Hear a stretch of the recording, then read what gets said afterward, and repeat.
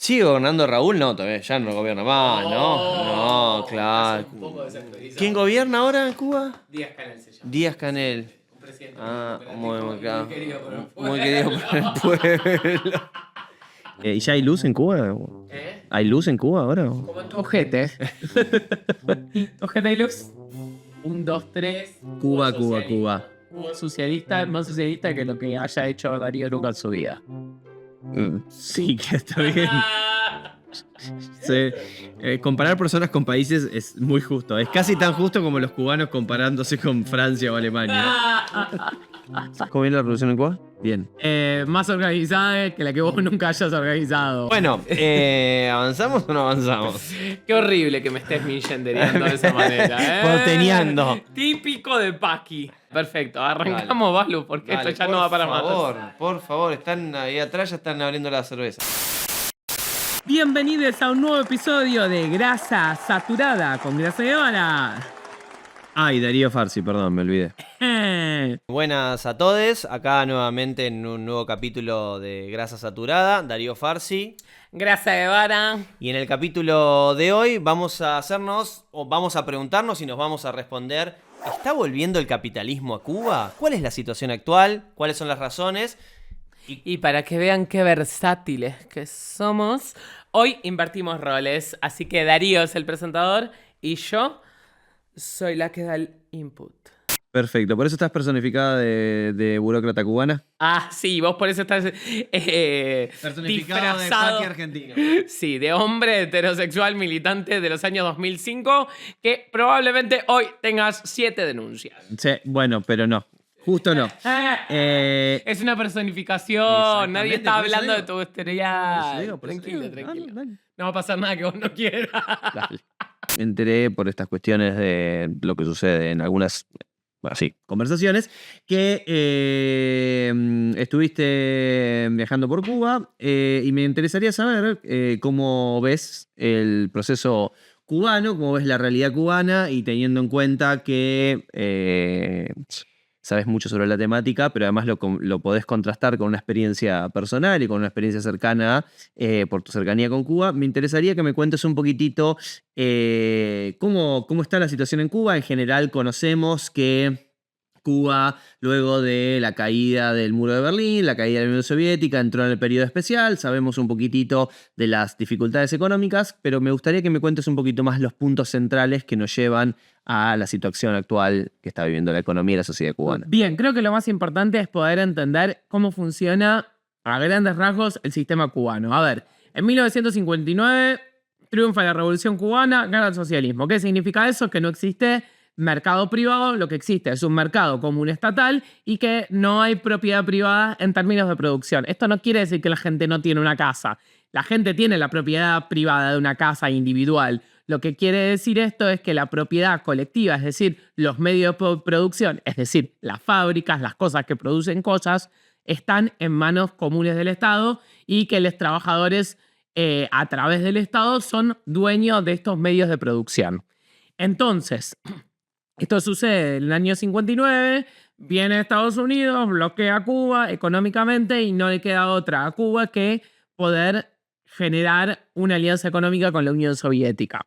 ¿Cuál es el gran problema de esta alianza? Es que los aliados de Cuba durante los años 60, 70, 80, 90, bueno, hasta los 80, eran países del tercer mundo que apenas si podían producir cositas y la Unión Soviética, que era un mega monstruo liderado por una política stalinista que no nos gusta mucho y fin.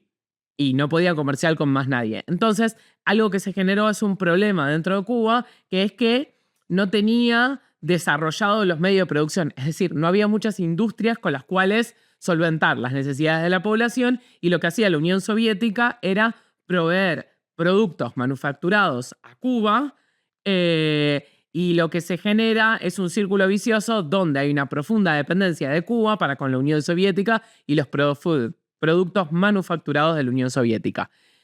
Si bien existió un incipiente intento de industrialización, no fue algo que realmente surtiera mucho efecto y cuando en el 89 cae el muro de Berlín y se empieza el proceso de descomposición de la Unión Soviética, a Cuba no le queda otra que entrar en una profunda crisis. Es decir, para que se den una idea, en esos años cayó el Producto Bruto Interno alrededor del 30%. Hoy, con la crisis que vive Argentina, el Producto Bruto Interno está cayendo 5% anual. Imagínense lo que es que tu Producto Bruto Interno cae un 30%. Es crisis total y empezó un periodo que se llama el periodo especial, que es todas estas imágenes que todo el mundo tiene de que ibas a Cuba y no había jabón y la gente te dice, ay, dame un pedazo de jabón. Bueno, tiene que ver con que si el mayor imperio del mundo te bloquea tu país y vos no tenés grandes industrias, si no tenés grandes insumos, evidentemente se va a generar mucho desabastecimiento y también es verdad que Estados Unidos muchas veces pasaba con avionetas y le envenenaba los campos a Cuba, etc. Pero es cierto también que en algún momento en particular de la historia de Latinoamérica llega cierto presidente al gobierno de Venezuela en particular y se origina el fin del periodo especial o la transición a una nueva etapa del periodo especial. Me gustaría que me cuentes un poquito más cómo ese espacio de solidaridad latinoamericana ayudó al proceso cubano. En realidad, la salida del periodo especial empieza cuando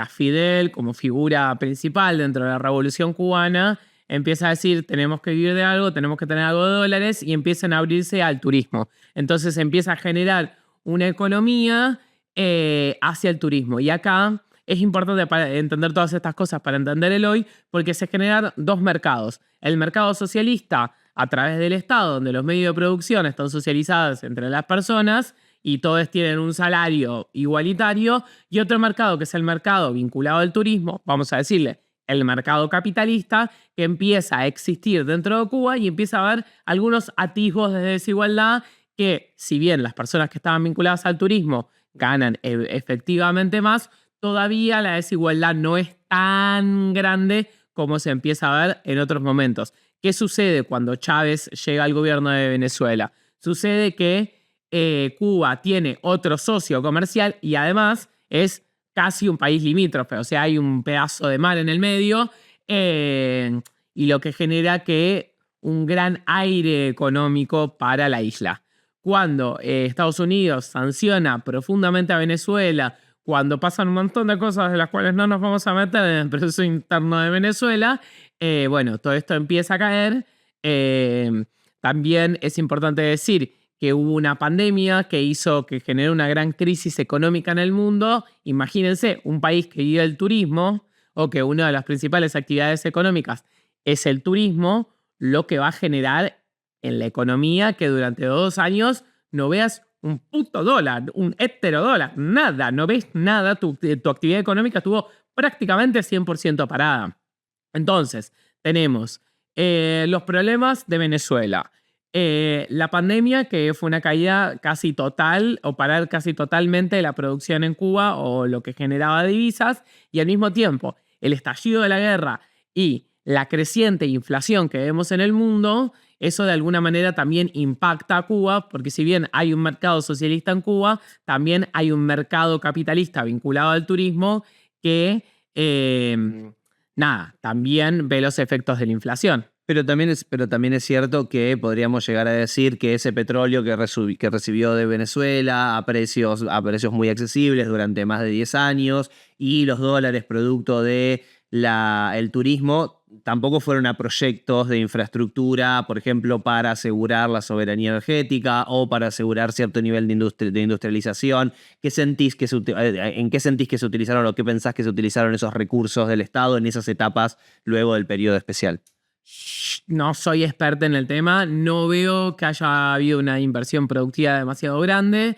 También creo que no sé cuánto aire realmente había para poder hacer una gran inversión productiva. Digo, Venezuela tenía petróleo, podía generar algo de divisas, pero la escasez y las necesidades dentro de Cuba son muy grandes. Digo, las empresas eléctricas son de los años 70, muchas, 60, 50, son muy viejas. Entonces, arreglar toda esa maquinaria, realmente reparar casi 10 años de periodo especial, es algo pesado. Realmente no es tan fácil como decir, ahora tenemos dólares, vamos a hacer inversión productiva, porque realmente hay muchas necesidades y muchas cuestiones estructurales que había que resolver que también eran urgentes. Obviamente, mi opinión en particular es que se debería haber aprovechado ese tiempo para generar otro nivel de inversión productiva, pero me parece que es una discusión más compleja y no sé si es lo que nos queremos meter hoy, sino por ahí ir un poquito más a la actualidad. Teniendo en cuenta este contexto, o sea, un poco la historia, pero también el contexto actual, me interesaría saber cuáles son las propuestas que a vos te parece que podrían ser una salida a la situación cubana actual y al mismo tiempo cómo las agruparías, ¿no? No sé si en lo económico, lo político, ¿cómo lo verías vos? Bien, pensémoslo así. A nivel económico, para salir de esta crisis, lo primero que necesitamos es que Cuba vuelva a ser un país productivo, es decir, que tenga industria propia. Para eso me parece que el ejemplo del socialismo yugoslavo puede darnos una salida que es bastante piola, que es la idea del cooperativismo. A ver, en Cuba hoy en día podés armar una cooperativa. El problema es que a nivel social mucha gente no tiene idea ni de qué es ni cómo se arma una cooperativa porque siempre estuvo todo centralizado en el Estado y lo que llega es la propaganda yanqui de arma tu empresa y vas a ser exitoso. Entonces, la idea del cooperativismo sería algo muy nuevo. Entonces, a nivel social, a nivel político, a nivel económico, cómo funciona, etcétera, implicaría toda una especie de experimento que habría que incentivar con política del Estado mucho más fuerte. Creo que esta es una de las salidas para poder tener un motor para hacer que el Estado cubano vuelva a ser productivo como lo fue en algún momento. Y creo que el cooperativismo es una de esas salidas. Por el otro lado, también, y de la mano con esto, es armar un plan quinquenal para hacer lo que los revolucionarios de primera cepa no pudieron hacer, que es hacer que Cuba se industrialice. Es decir, ningún país latinoamericano, ningún país del tercer mundo se va a industrializar solo y es muy difícil pasar de ser un país no productivo, no industrial, a ser un país industrial. Quienes pudieron hacer eso a nivel histórico, los únicos países que lo pudieron hacer es quienes atravesaron un proceso revolucionario. Hoy en Cuba todavía tenemos un Estado socialista, es posible hacerlo, lo que pasa es que se está fallando también mucho en el método de cómo se puede hacer. Creo que la salida menos potable para poder hacer eso son lo que se llaman las MIPYMES, las pequeñas y medianas empresas, que son las que existen hoy en día, las que se habilitaron con la nueva Constitución, que en general lo que hacen es importar productos manufacturados generados en el capitalismo y meterlos adentro de Cuba. Esa gente, como dijo el Che Guevara, las burguesías autóctonas tienen nula capacidad de hacer productivo ni tienen ningún interés de hacer productivo. Lo único que están pensando esa gente es tener ganancia, ganancia y más ganancia. Entonces esa gente no va a ser productivo cubano. Quienes pueden hacer eso es una política de Estado a través de un plan quinquenal y las cooperativas. Pero por el otro lado, y como tercer punto, así a nivel económico que me parece urgente, es el mejoramiento de los salarios de quienes participan dentro del mercado socialista. Es decir, los trabajadores del Estado cobran salarios de miseria. Entonces, se están produciendo dos grandes migraciones hoy. Por un lado, se está produciendo una gran migración de gente joven al extranjero de Cuba y por el otro lado, una migración interna de quienes participan del mercado socialista vinculados a cultura, arte o lo que sea, se pasan al sector privado para poder cobrar en dólares y poder tener holgura, para poder tener algo de plata para comprar productos. ¿Por qué? Porque hoy en Cuba hay inflación porque entraron los productos del capitalismo. Y como entraron los productos del capitalismo, entró también la guerra producida por la inflación, etcétera. Entró la inflación producida por la guerra, etcétera, etcétera. Pero entonces eso también implicaría algunas transformaciones en lo laboral, no solo el salario, ¿no? Exactamente. Y ese para mí era el segundo punto, el segundo gran tema del cual hay que atender hoy, que tiene que ver con todas las cuestiones del trabajo. ¿Qué sucede? En estas MIPYMES hay condiciones de explotación laboral. Yo tengo anécdotas de un montón de gente que trabaja 12, 15, 20 horas por día, mujeres que no pueden atender a sus hijos, etcétera, etcétera. Entonces, a ver, por un lado necesitamos que haya auditorías del Ministerio de Trabajo para este tipo de cosas y otras cosas más terribles también, como, no sé, podría suceder que las MIPYMES le roben recursos al Estado. ¿Me suena? ¿Qué pasa? Entonces, ¿qué pasa si una MIPYME, cuáles son las sanciones a una MIPYME que le roba los recursos al Estado? Es decir, que le roba los recursos a todos. Bueno, creo que si hubiese auditorías mucho más fuertes dentro del Estado y desde el Estado, estas MIPYMES deberían dejar de hacerlo. Para que esto suceda, quienes tienen que ser protagonistas de estas auditorías tiene que ser el pueblo trabajador que no está vinculado a la actividad privada. Es decir, hay que darle más protagonismo al pueblo y sobre todas las cosas a quienes no participan de la economía capitalista, que cada vez hay menos gente, pero si pudiésemos generar una fuerza social, una fuerza popular que estuviese revisando y auditando cómo se comporta el capital privado dentro de Cuba y qué desigualdades genera, podríamos generar una masa crítica capaz de generar estas auditorías, no solamente a nivel económico, sino a nivel social, político, cultural, etc. En este sentido, me parece que una institución que podría ayudar mucho es construir un sindicato que sea realmente participativo, que sea realmente construido de abajo, que debería ser muy distinto al sindicato con el cual cuenta hoy Cuba, que es la CTC, pero que está enfocada al trabajo que siempre hubo en Cuba, que era lo estatal. Se necesita otro tipo de institución, otro tipo de dinamismo para confrontar con el capital privado. Y una pregunta, ¿y eso no implicaría también, porque vos estás hablando en concreto de transformaciones que tienen que ver con la esfera laboral, con la económica, pero también estás hablando de instituciones en concreto y hablaste particularmente de ciertos movimientos, ciertas estructuras que los grupos por fuera del Partido Comunista, de la sociedad civil si se quiere, deben organizarse? ¿Eso no implicaría entonces algún tipo de transformación política para dar lugar a estas nuevas instituciones? Sí, para mí la cuestión de las transformaciones políticas o las propuestas a nivel político también debería haber varios cambios. En principio, legalizar y habilitar las alternativas revolucionarias de movimientos sociales. Es decir, que si hay un problema específico dentro de la sociedad cubana, debería poder organizarse un movimiento social vinculado a eso sin tener tantos problemas. Hoy en día, quienes están de manera informal organizados como movimiento social o que actúan en la política son sobre todo las iglesias fundamentalistas. Creo que con la legalización del matrimonio igualitario a través del Código de Familia se vio muy reflejado de que las iglesias, sobre todo las fundamentalistas, tienen un poder político porque en realidad el matrimonio igualitario estaba pensado para que sea un cambio y tenga rango constitucional, y por presión política de estas iglesias fundamentalistas, eso no terminó sucediendo. Después se aprobó el Código de Familia más progresivo a nivel mundial y aguanta el Código de Familia y todo. Pero bueno, también es verdad que había un movimiento social LGBT, no estaba estructurado con el dinamismo posible para poder hacerlo. Tenemos el CNSX, pero una institución no es un movimiento social. Y lo que necesitamos en Cuba son movimientos sociales dentro de la revolución, para la revolución y profundizando una alternativa de les oprimides.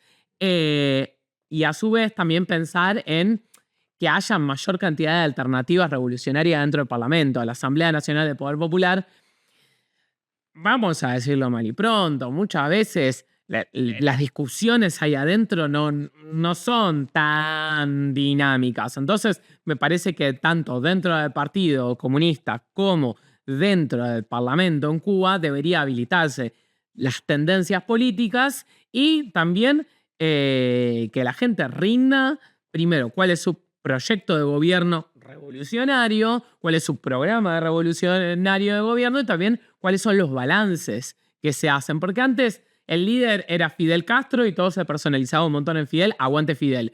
Pero hoy en día Fidel no está más y necesitamos que eso que hacía Fidel a nivel individual se transforme en un intelectual colectivo. Y no es posible un intelectual colectivo si no se profundizan los mecanismos democráticos y las alternativas democráticas dentro del propio proceso. Y una pregunta, ¿vos considerás que de esa forma es posible, porque de lo que estás hablando es de justamente cuando hay un líder que era el líder revolucionario, era más claro, ahora hay que de alguna forma reencontrarlo, vos lo llamaste intelectual colectivo, ¿considerás que es posible a través de esto u otras medidas refundar la revolución, que es un poco lo que estás planteando?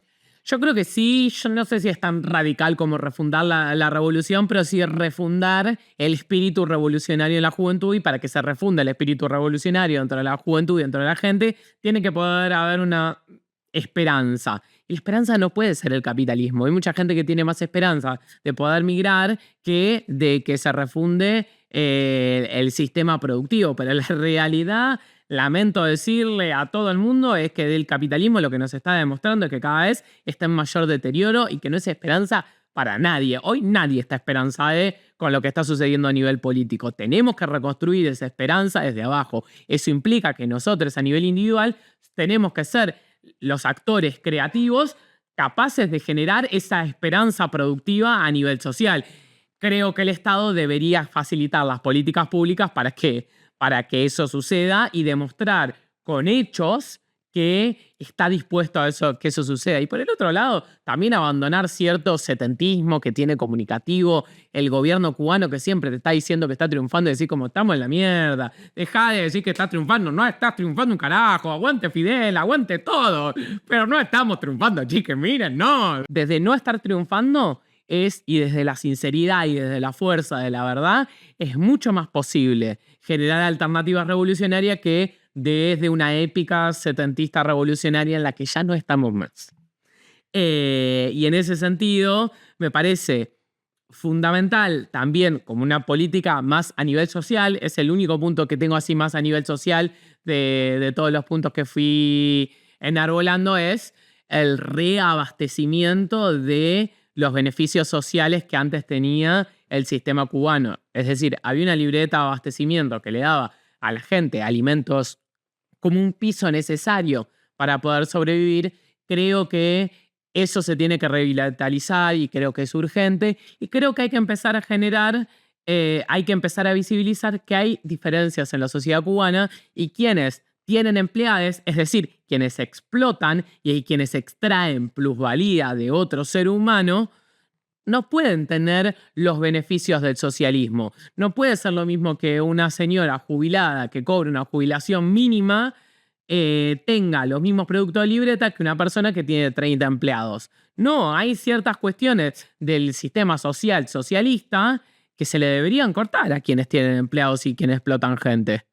Porque me parece que hay que empezar a visibilizar que hay desigualdad en Cuba y que esa desigualdad hay que atenderla. No podemos tapar al sol con un ojo, con un dedo, perdón, con un ojo menos. Entonces hay que sincerar lo que efectivamente está sucediendo en la realidad y a partir de eso es como vamos a poder revitalizar y reconstruir una fuerza social, un intelectual colectivo crítico capaz de profundizar un sistema socialista a partir de la participación popular. Gracias, Grasa, por la detallada descripción del proceso cubano. Bueno, habiendo dicho esto, ya saben, suscríbanse a nuestro canal. Grasa Saturada es nuestro programa, nuestro podcast, que es de la productora La Voz del Jaguar. Síganos, compartan, que si ustedes no nos comparten, nadie nos va a compartir porque no es el contenido que nadie quiere ver. Todos quieren decir Fidel era un dictador. No, nosotros decimos, hay que profundizar el socialismo. Que el gobierno cubano nos va a compartir, no creo. Yo tampoco lo creo. No la veo, por ahí, bueno. pará. Yo creo que hay gente dentro del gobierno cubano que nos compartiría. Que nos compartiría, pero hay mucha gente que no.